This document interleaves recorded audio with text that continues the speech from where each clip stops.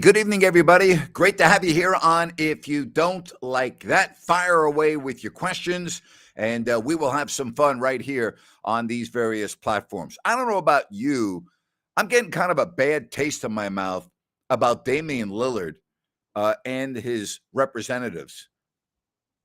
Only Miami, and they're telling other teams that are interested that you'll be getting an unhappy player if you trade for him. Like, what the hell is that? Seriously?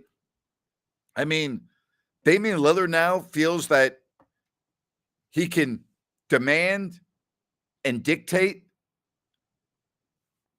where he goes based on what? Based on what? You know, Damian Lillard better be careful here. He's going to really tarnish his image. He's really going to tarnish his image. I mean, I don't get it. I really don't. You don't want to play in Portland? Fine. You only want to go to Miami? Seriously? Come on now. Come on. Stop it already. Thank you, bud. Appreciate the support. All right, here's one on Paul George's podcast. Cody says, DeMarcus said if he were signed, he would be the third best center in the NBA.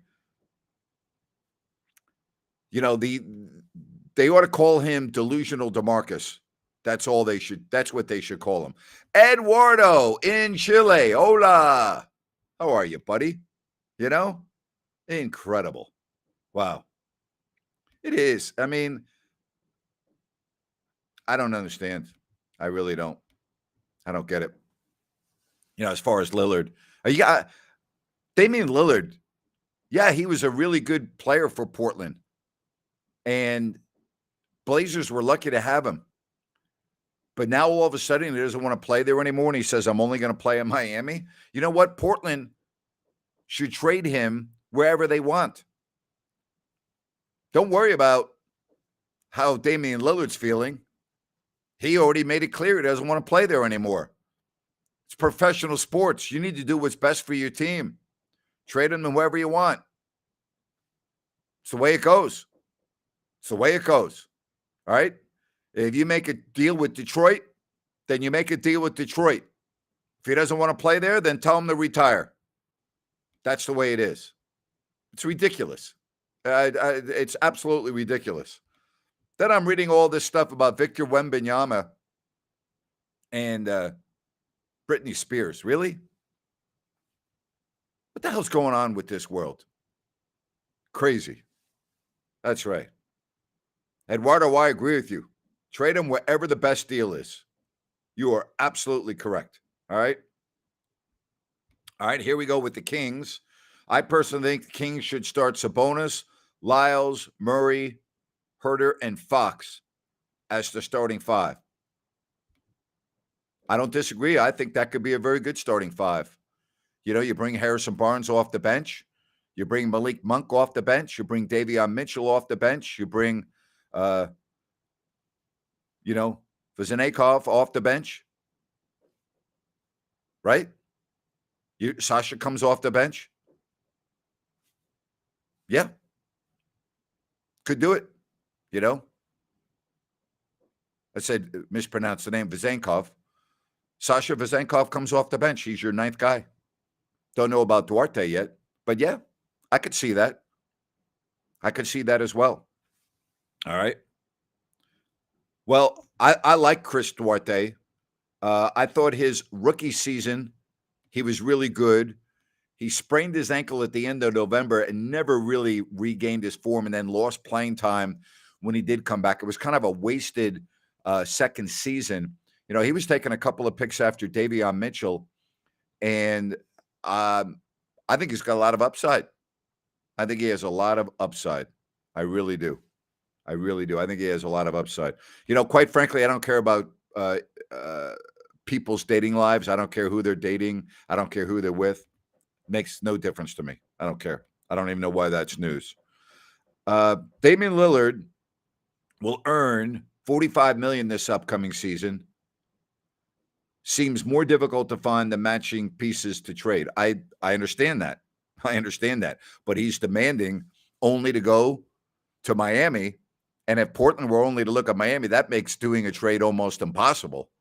There are teams out there that could make it happen, but if you're only limiting yourself to one franchise, that makes it very difficult. Thank you, Egan. Appreciate the support, buddy. Thank you very much. I just, I don't get it. I really don't. Love the questions right here on YouTube. If you don't like that, good to have you aboard. I'm experimenting with different times to see, what might be the ideal time. I've done these shows at 4 o'clock, 5 o'clock, 7 o'clock, 8 o'clock, 9 o'clock. So, yeah, I commented on Britney Spears, but that has to do with a sports figure out in public at an event. That's why I mentioned it. All right. They're not dating. It's not a personal life. It was an incident that occurred. That's why I mentioned it. There is a little bit of a difference. You would agree, I think, Late night sports talk on the East Coast. Let's go. Yes, indeed. Hello, everybody. Love doing this. Absolutely. I used to listen to Iron Eagle. He used to be on the middle of the night on WFAN with the 2020 Sports Update. Be on the Long Island Expressway at 1:20 in the morning, 1:40 in the morning, 2 a.m. And here comes Iron Eagle when he was first starting out with his 2020 Sports Update. Now, incredible. All right. My starting five. It's a good question. I think, as Jerry Reynolds pointed out on this show a couple of weeks ago, that Keegan Murray's got to start at small forward, which then you got to figure out who plays alongside Sabonis. I know you asked me point blank, starting five right now. I'm not going to answer the question with five names. I'm going to tell you that I think Keegan Murray needs to be playing and starting at the small forward position. All right. And then you can go from there. I'm not a big believer that it's crucial who starts. I think it's more important who's on the floor at the end of the games. That's where I'm at. All right. All right. Glad that you were with us. Keep firing away your questions. Well, I can't speak yet about the new players because I haven't seen them play, namely Sasha, who they got over the European MVP. I am curious to see how he fits in. So it's very difficult for me to forecast that, Jason. It's an interesting question, but it's I just need more time. I need more time. Yeah, Ian did do one of the games. I think, don't hold me to this, I think he did game 3 of the Kings and the Warriors, and he did it with Jimmy Jackson, Absolutely. No question.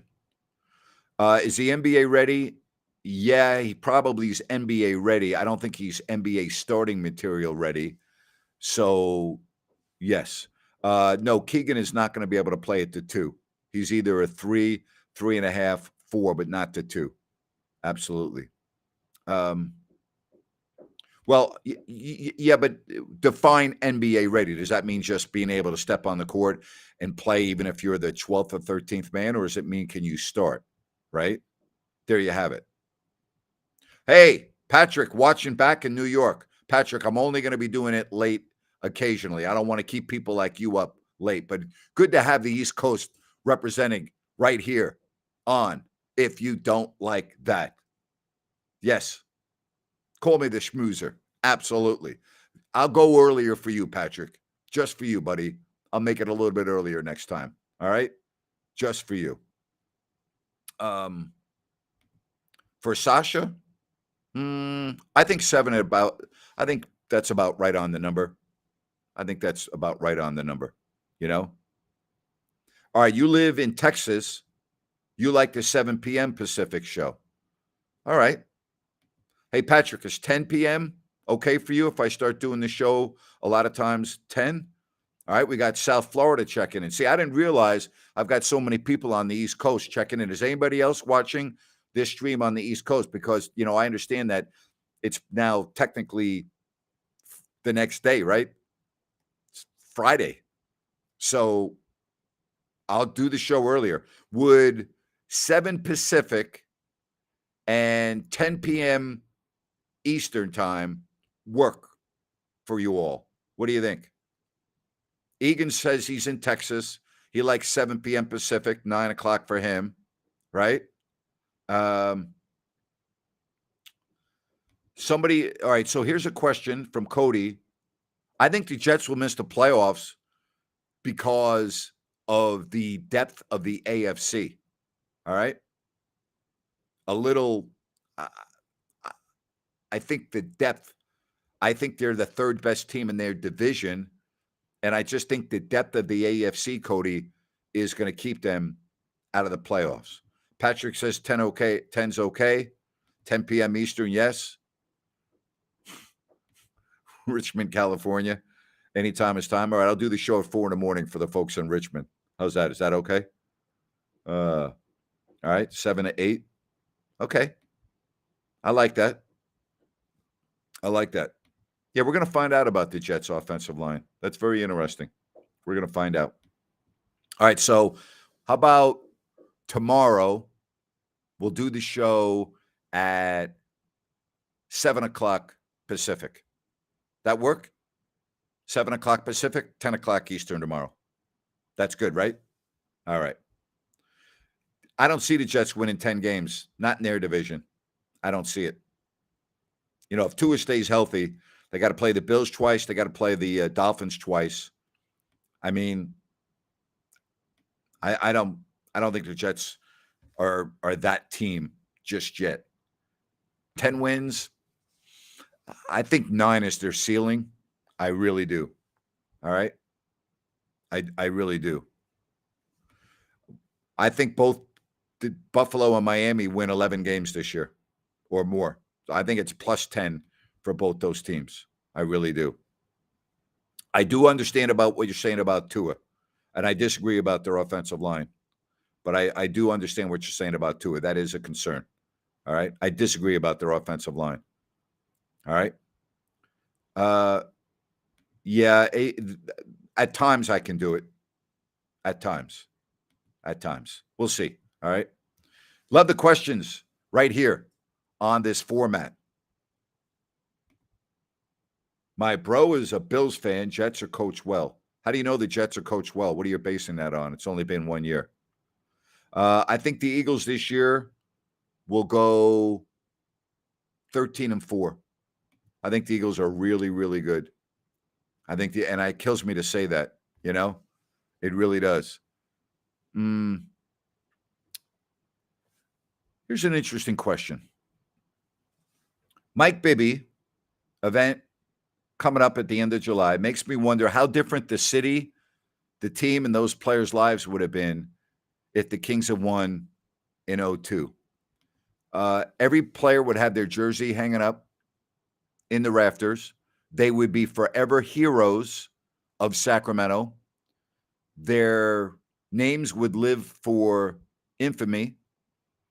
They would be on an island unlike any other athletes to play in Sacramento. They could have never done any wrong, obviously, barring criminal behavior. It would have been epic beyond belief.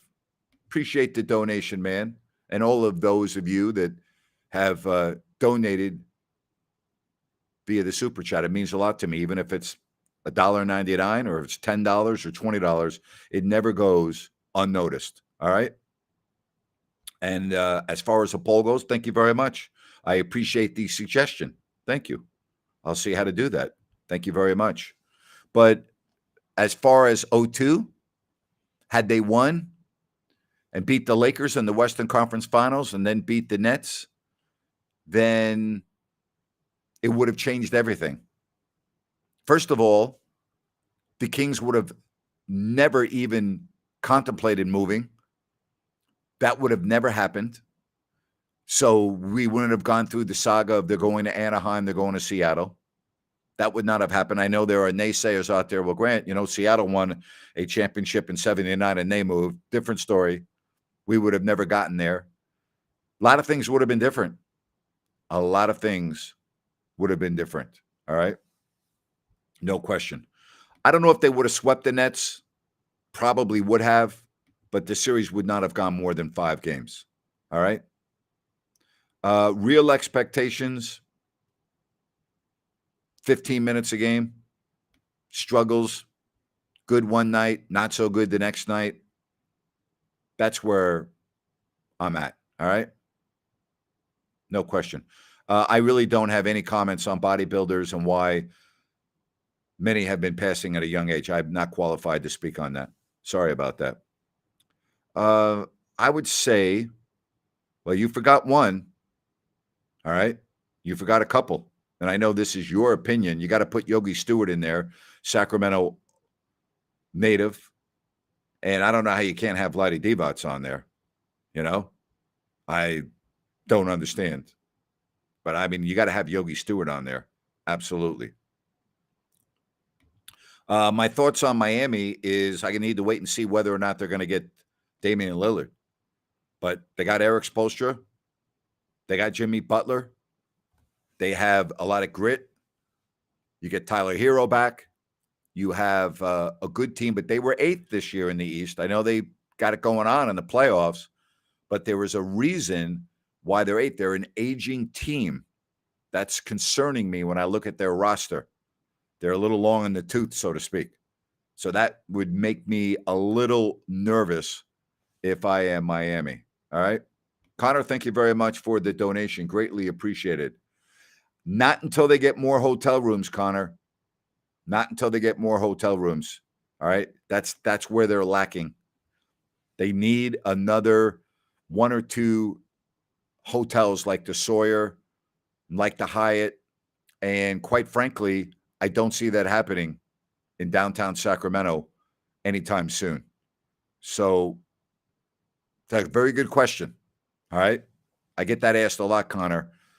You need more hotels. The Sawyer was a good addition. You need 1 or 2 more hotels like that. There are thousands of people that come in for NBA All-Star Weekend. Wrong. There's plenty of room for more hotels. There's not the demand for the hotels. Can we just be honest for a minute? Can we just, you and I, be honest for a minute? Downtown Sacramento is a dump. Okay? Downtown Sacramento is not an appealing place to go to. I've been there many times recently over the last several months. It's not a place that I would say, oh, yeah, let's go to downtown Sacramento. They did a great job with Doco. I mean, it's a great job. But if you take that area, if you're walking down downtown Sacramento, it's not a place that you're like, man, I can't wait to go to. Okay? And here's the other reality, and let's just call it the way it is. If you live in Elk Grove, if you live in Roseville, if you live in Lincoln, if you live in Rockland, if you live in Folsom, if you live in El Dorado Hills, if you live in Davis, okay? And again, I'm leaving out some towns, but I'm trying to give you an idea of the circumference around Sacramento. All right? Do you ever say to your friends or your spouse or your significant other, hey, let's go downtown Sacramento tonight and let's have a good time and go out to eat, blah, blah, blah? When's the last time you said that if you live in one of the towns that I just mentioned? Okay? What do you think? What do you think? All right? What do you think? Appreciate that. Thank you very much. You know what? I love the support. All right? Forgot about Granite Bay. Yes. Okay. Jason says any major city in Sacramento. Very true. Very true. I would not want to go to downtown San Francisco right now. I would not go to downtown LA right now. Very true. All right. So, I mean, am I right or am I wrong? Okay. And it's not just Sacramento, as Jason points out. He's spot on. Okay? So that's an issue. When you're talking about building new hotels in downtown Sacramento, when is the MLS coming to Sacramento? They should have been in, or MLB rather, coming to Sacramento. Is that MLS? MLS, sorry. Should have already been here. Ron Burkle let everyone down. He let Kevin Nagel down. He let the city of Sacramento down. He let Mayor Steinberg down. He let everybody down. Ron Burkle left everyone standing at the altar.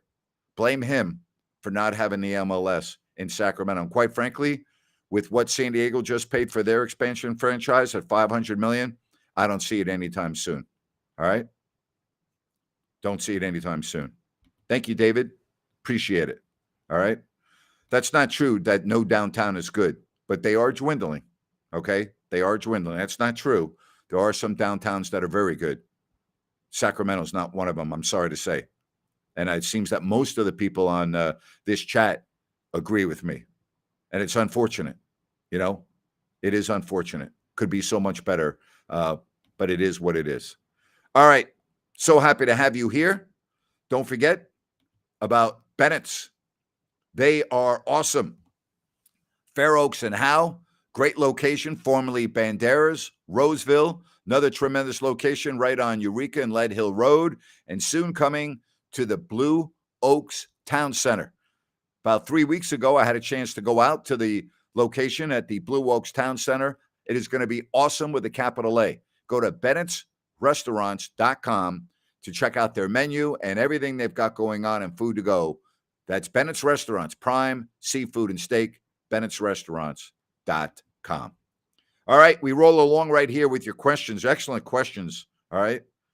I think Pop will coach 3 to 4 more years. And I think a lot depends on the development of Wembanyama. If he's David Robinson, Tim Duncan-esque, all right, then I think Pop will stay on a little bit longer. And I think Pop will get a pretty good read on that in the first year or two. All right? That's where we're at. Good question, though. How about staying in Anaheim? Do you think that's possible about Shohei Ohtani? Think about that. Outside of Ohtani, does anybody talk about Major League Baseball around the country? You know? Eduardo, I don't think Brian Bennett is going to be moving a restaurant to Chile. If he does, I'll tell you what, Eduardo. If he does, I'll ask him if I can work there for a while so I can experience your great country and your homeland. How's that sound? I'll be the manager at the restaurant in Chile. There you have it. I don't know why anyone would be obsessed with him. Why? Based on what? They didn't want to pay him $2 million to stay there, right? I don't understand that. And I don't get that at all. I really don't. Brian chimed in. He's not putting a restaurant in Chile. Sorry, Eduardo. You'll have to make the long flight. Come see Golden One Center. Come to a couple games. And I'll get you a gift card, Eduardo. I'll get you a gift card so you can eat for free at Bennett's. Deal? We got a deal, buddy? We got a deal? All right. I'm trying to help you out, Eduardo. I'm trying to help you out. Well, this is a good question. I still think they need a veteran backup point guard. I don't know if they're going to be able to acquire that right now. And I also think they need another guy that can rebound and defend, at the 5 position. So I still think that. Eduardo, we got a deal? Let me know when you're coming in, buddy. All right. There you go. And how about this? You got a free drink coming your way too, Eduardo. How about that? Yes. Eduardo was very nice when he came and saw me. He brought me a nice bottle of wine from Chile. And I was like, very nice. Very good. I like that. There you go. Too early to tell about Dunleavy Jr. as your GM. Too early to tell. I'm not crazy about the Chris Paul move. I'm really not. I do love getting Corey Joseph. I think he'll be great there. But Chris Paul I just don't see it.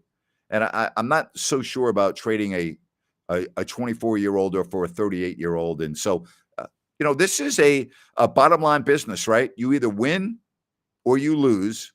That's why they have the standings. And as a general manager, that's how you are judged. All right, what about the Kings playing on Christmas Day? Yeah, I could see them being on Christmas Day. And if they are, they ought to be at home. All right. I was blessed to be involved in those Christmas Day games. I think we had 2 in Sacramento and 1 in LA against the Lakers on Christmas Day, and that was incredible. They played Dallas at home on Christmas Day. Maybe that's the one you're referring to. Great. The whiteout at Arco is fabulous, fabulous. Absolutely fabulous. Well, there is a lot of truth to this about Poole. But when you read some of the things that are coming out after his departure, it seems like nobody really wanted him on the team. But I still think they gave him away. I do, I think the Christmas NBA slate has been diluted, so it doesn't really matter to me. I liked it better when there were 2 games, 3 games at the most. Now it's saturated. There are too many games. Plus, they make a big mistake going head-to-head with the NFL when they do schedule their games on Christmas Day. So I'm not a fan of it. I liked it in the past when if you played on Christmas, it truly was special. Now it's like, 1/3 of the teams play on Christmas. I don't like it, I don't like it. I'm telling you right now, Corey Joseph is going to be really good for Golden State.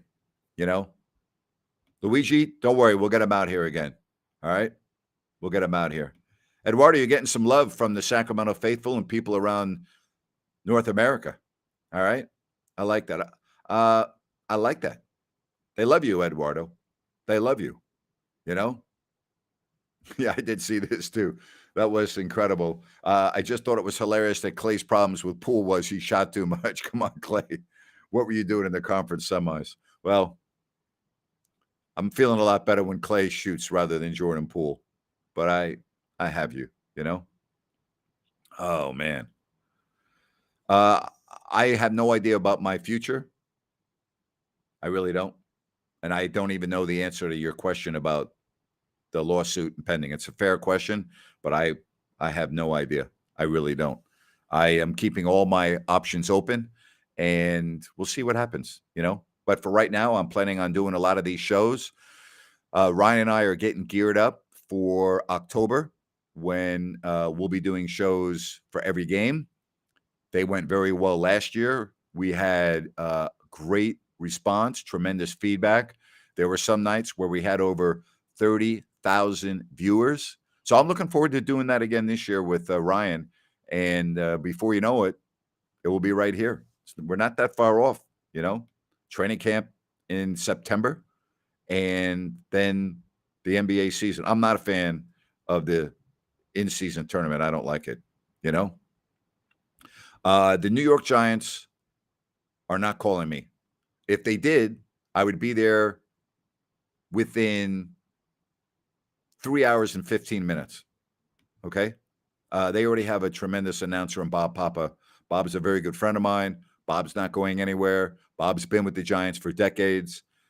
If John Mara called me, I would be there. Let's see, it's 15 minutes to the airport, 2 hours, 30-minute flight, 15 minutes from Newark to the state. I'll be there and make it 3:45. Got to give me a little leeway. I got to get to the boarding gate 20 minutes ahead of time. I'll be there in 3 hours and 45 minutes. If John Mara, the co-owner of the New York Giants, calls me and offers me a position in the organization, I will be there in less than 4 hours. And I will say, when would you like me to start? And I'm hoping the answer would be right now. And I'm going to work. There you have it. Absolutely. Wow, this is a great question. There are a lot of them. There are a lot of them. I think Mitch Holthus with the Kansas City Chiefs does a great job. That's one that just comes to mind. I think Wayne Larrivee does a great job with the Bears. Those are a couple. I love Bob and what he does with the Giants, but I'm partial, so I got to leave him out of the conversation. I haven't listened to all of them. Those are some of them. Those are some of them. Yeah, Merrill Reese of the Eagles, legendary, great.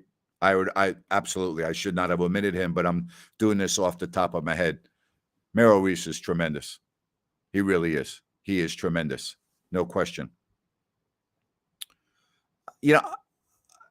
As far as this goes, I need to see more. Uh, you know, I don't know. I need to see more. Okay. I just don't know. Greg, to me, is too descriptive. And I say that in a kind way, not a negative way. He's too much for me. And I think he's really good. But his style to me is too much over the top. That's just personal speaking. All right. He's excellent at what he does. It has to do with styles and being, this is subjective. I'm not crazy about him. I think it's too. I think he's too descriptive, if that makes sense. All right. No, I thought it was absurd that Greg Papa got fired with the Raiders, but everything worked out for him just fine. Being with the 49ers. All right. Everything worked out with him fine. No, I do not. All right. Keep your questions coming.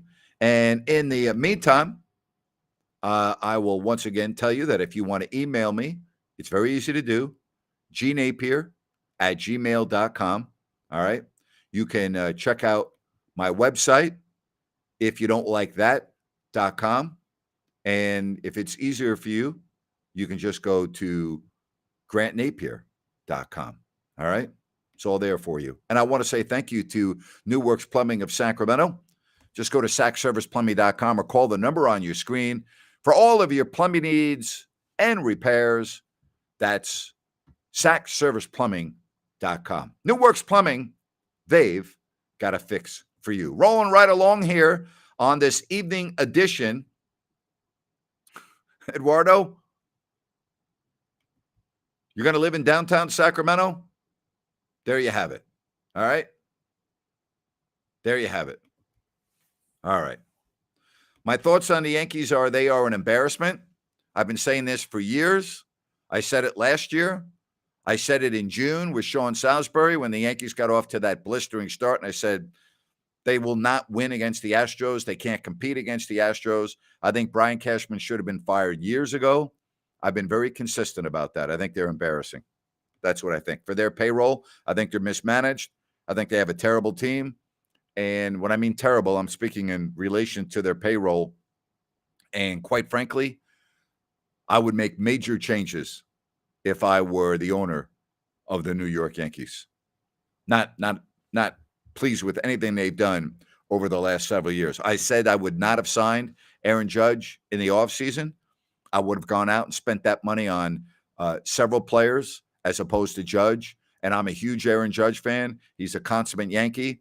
He deserves all the accolades he gets, but I would not have paid him the money. I'm running a business here. I'm not running a charity. I would not have signed him. I would have spent that money on other players, and I guarantee you I'd be a hell of a lot better off than I am now. All right? There you have it. Yeah, I do. When you keep on losing the players that they lose every year, right? Correa, then you lose Verlander. You have a lot of injuries right now. So, yes, I do. Another mistake by the Yankees. Absolutely. You can't compare perfect games from different eras. I mean, back in the eras that you're talking about, David Wells, David Cohn, pitchers were expected to go the distance. Now, you rarely see a pitcher go past the 6th or 7th inning. So it's very difficult to compare. I've talked to David Wells on the radio very often about that experience and what he did twice in pinstripes. And I've talked to, other players on the Yankees that were in the field for those games and what that was like. And it's pretty amazing. You know, what Don Larson did in the 56 World Series, I mean, that goes without saying, you know. I mean, you throw a perfect game in the World Series. But again, pitchers were expected to go the whole game back then. Like, it was like, you're getting the ball and you're going to be my pitcher and you're going to start the game and you're going to close the game. Now, I'm not saying that that makes throwing a perfect game any easier, but there were no pitch counts back then. So, you know, big difference, big difference. My favorite Yankee of all time, probably Mickey Mantle, because I grew up watching him play at Yankee Stadium. So Don Mattingly, I loved Lou Piniella as a Yankee. I'm trying to think who else. Ron Guidry, one of my favorite Yankees of all time, Louisiana Lightning, Mariano Rivera. But my favorite of all time, probably Mickey Mantle, and I don't really remember that much of him. I was very young when I watched him play, but we used to fight, not fist fight, but fight in Little League over who would get to wear number 7. So currently, I don't really have a favorite Yankee currently. I really don't. All right. I probably would say Aaron Judge because I think he exemplifies everything that I want in a Yankee. I mean, the guy's great. So, we'll see. I don't think Rick Adelman would have stayed on any longer than he did. I think it still would have come to an end for him when it did. He had a good run, 8 years. His relationship with the Maloofs was tenuous at best. He didn't like doing all the crap that they wanted him to do as a head coach. He wanted to coach the team. He wanted to do all that extra stuff. And the Maloofs were Hollywood, That's what they were. And that was not a good fit at the end for Rick. And Rick had pretty much run his course in Sacramento. So had they won a championship, I don't think it would have mattered for Rick. Rick did a great job in Sacramento. He was phenomenal for the organization. He had 8 tremendous years. But I think when he left, it was almost more of his doing than the organization's. All right. I've talked with Bob Costas before. Yeah. Bob's great. Great. Well, Egan, thank you for your support. I appreciate that. All right. I do appreciate that. And thank you for including Yogi Stewart. Yogi was incredible. Absolutely. Otis Thorpe, Wayman Tisdale, Jason Thompson, LaSalle Thompson. I like that. All right. I'll tell you, I love Tizzy, loved Otis Thorpe. Incredible. Incredible. You're right about Mel Allen, and you're right about This Week in Baseball. And one of the great thrills of my life was the conversation I had in the Yankee dugout at Cleveland's Municipal Stadium in September of 1978, about 2.5 hours before the game. Mel Allen and I sitting in the New York Yankees dugout. We were the only ones in the dugout. And Mel talked to me as if he had known me his entire life, and we had never met before. And he took interest in where I was going to school, my background. It was one of the great, most memorable goosebump conversations I've ever had with the legendary Mel Allen. How about that? Remember that in baseball? How about that? Love Mel Allen. I was blessed to have that conversation with Mel. I was sitting in the Yankee dugout. It was my first time ever covering a Major League Baseball game. I'm in my second year at Bowling Green. I'm 19 years old. I get a press pass to go to the Yankees-Indians game. And I'm sitting, I got there so early, I got there before the players got there. And I'm sitting in the Yankee dugout all by myself. I'm just sitting there. I cannot believe that I'm sitting in the New York Yankees dugout. Nobody on the field, no movement anywhere. And then all of a sudden, there's a couple of rumblings. A player or two comes out onto the field, but not much. Nobody in the stands. And Mel Allen walks out of the clubhouse and sits down about, 10 feet from me. And I'm now nervous as all hell. I'm like, oh, my God, that's Mel Allen. And Mel goes, how are you? I said, I'm very fine, sir. And I said, I don't mean to bother you, but I'm a huge fan of yours. Just want to say thank you for all the great memories. And he said, oh, I really appreciate that. What brings you here? I said, I'm a sophomore at Bowling Green. I grew up on Long Island. I'm a big Yankees fan. This is my first time covering a game. And he goes, oh, wow, what are you studying? And I told him, and he asked me what I've done, what I'm doing, asked me about how long I lived on Long Island, about Yankees that I rooted for growing up. We talked about Mickey Mantle, and we talked for 20 minutes. He could not have been nicer. And he said at the end, hey, I just want to wish you, Grant, the best of luck in your career. And I just said, thank you, Mr. Allen. I didn't even call him Mel. I said, thank you, Mr. Allen. I really appreciate that. It was incredible. Great. It was a great moment in my career. Great moment in my career. All right. Are there any incoming rookies that people are sleeping on? Well, it happens every year where there's a rookie that comes out of nowhere that you end up talking about. So I can't forecast that. I really can't, Absolutely. So I will just say, well, thank you, Patrick. I appreciate that. You probably grew up with Mel Allen and Phil Rizzuto and Frank Messer and Bill White. And if you were a Mets fan, Lindsey Nelson, Kiner, Murphy, right? Ralph Kiner, Bob Murphy, Lindsey Nelson, Yankees, the Scooter, Fran Healy, Frank Messer, Bill White, Mel Allen. I mean, come on now. It was great. Absolutely great. All right, so that's on my bucket list is I want to go to Hamilton on Broadway. The tickets have always been, if you don't mind me asking, how much were the tickets? Because every time I go to New York and try to get the tickets, they're literally like $400 and $500. So I've been waiting for them to drop a little bit. I'm probably, next time I'm in New York, I'm probably going to do it. All right. I absolutely want to do that. I hear Hamilton is just a must see. I'm glad you got a chance to do that, Manny. I really am. I know, Patrick, right? We were blessed in New York to have some of those announcers, and there's nothing funnier than when the thunderstorms hit and the lightning with Scooter.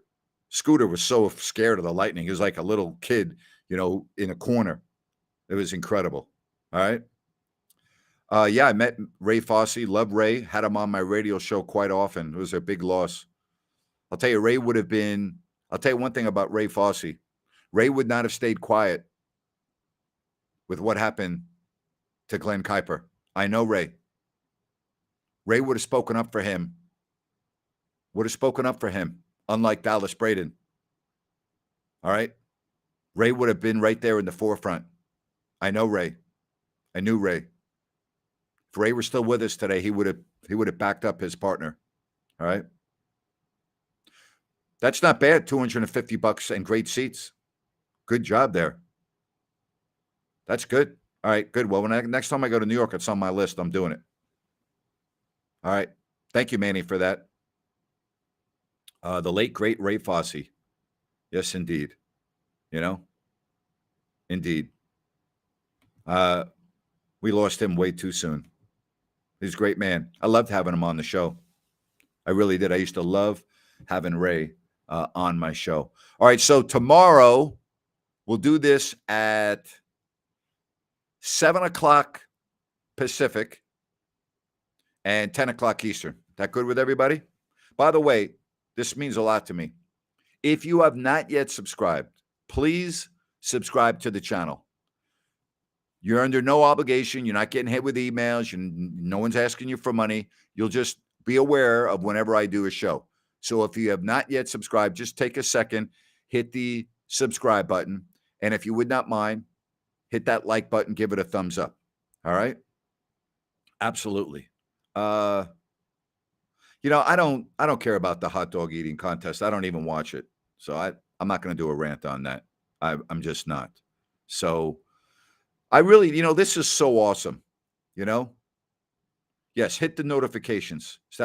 Thank you. Hit the notifications bell. There you have it. Thank you very much. I appreciate that, Luigi. This is great. I love doing this. Thank you for your support, Don. I appreciate that. I love doing this.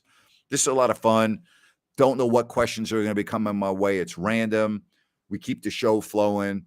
And I appreciate you all, particularly on the East Coast. We got Eduardo in Chile, watching in South America. What is that, Eduardo? What time is it there right now? Is it 2:45 in the morning or 1:45 in the morning there? What time is it there? Let me see here. What time is it in Chile, South America? It's 12:45. That's not bad. 12:45. That's not too bad. I didn't realize you're on East Coast time there. I didn't realize that. I thought you were. I thought you were 1 hour past New York. There you have it. All right.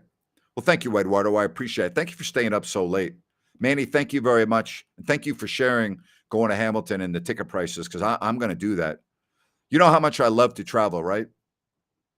And if you ever have any questions about travel ideas, where to go, what airline to fly, where to stay, some things to do that are off the beaten path, hit me up. All right. I study all this. I've been around the world, although I have not been to South America. I'm sorry, Eduardo. I got to put that on my list. But if you have any questions about Asia, Europe, particularly tropical places, you let me know. If you're getting ready for a vacation or ideas, hit me up. I will help you out. All right. All right. So tomorrow, 7 o'clock Pacific, 10 o'clock Eastern, right here on If You Don't Like That. You all are freaking awesome. Appreciate all of you. I'm going to roll for now. Thank you so much for joining me right here on If You Don't Like That. Tomorrow, 7 o'clock Pacific, 10 Eastern, right here, If You Don't Like That. Oh, boy.